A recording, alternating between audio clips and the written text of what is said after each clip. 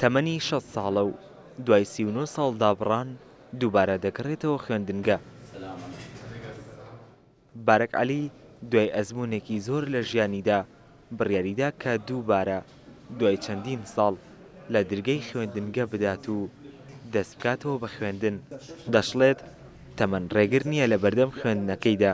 بارەک بەهۆی کارکردنەوە لە قۆناغی 6ی سەرەتاییدا وازی لە خوێندن هێنابوو،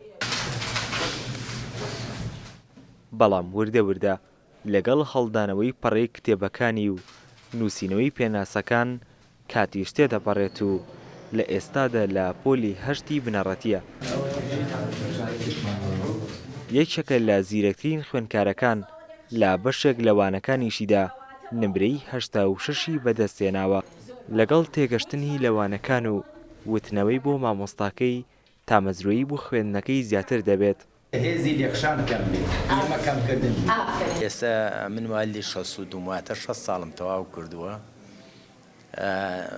زۆر ئاساییژە و لەگەڵ ئەم کوڕە گەنجانە و ئەو پۆلانەی ئەو دی و خەڵکی بەتەمەنی تیا لە تقریبەن چەند ساڵێکمان بین بێ، بەس لەم پۆلە خەڵکی بەتەمەنی ڕەفیقی منی تیان نییە. دارا حەمدی کە مامۆستای وانەی بیرکاریە لەم خوێندنگەیە باس لەوە دەکات لەگەڵ ئەوەی بارەک جیاوازی تەمەنی لەگەڵ خوێندکارەکانی دیکەدا هەیە، بەڵام هیچێکە لە خەمخۆرترین خوێندکارەکان و هەمیشە بە دڵسۆزیەوە درێژەی با خوێندنەکەی داوە.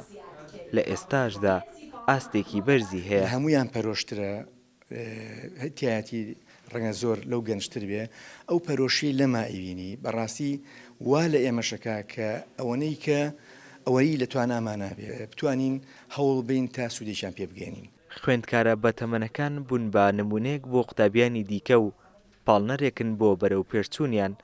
پێکەوە بێ جیاوازی دەتوانن وانەکان بخوێن و بەتەمەنەکانیش زیاتر هیوای سەرکەوتنیان لە دڵدایە. فاروق حەمەساڵح کە بەڕێوەبەری خوێندنگەکەیە دەڵێت لە ئێستادا 50 خوێندکاری بەتەمەن لە خوێندنگەکەماندایە و لە ئاستێکی بەرزدان بە جۆرێک توانیویانە بگەنە ئاستە بەرزەکانی خوێندن. خوێندکاری بەتەمەنمان لایە خوێن پەرە بە خوێندنەکەیانێن پێیان خۆش، یعنی حەزەکەن ئەمانیش وەکو خەڵکانی تر خوێندنەکەیان بەهێزکەن. بەپێی ئامارەکانی بەڕێوەبەرایەتی پەروەردەی سلێمانی لە ماوەی ئەم ساڵدا 7379 کەس فۆرمی گەڕانەوەی خوێندنیان پڕ کردوێتەوە. لەو ژمارەیەش 1510 کەس گەڕاونەتەوە خوێندن کە بەشێکیان لە خوێندنگەکانی ئێوارانن.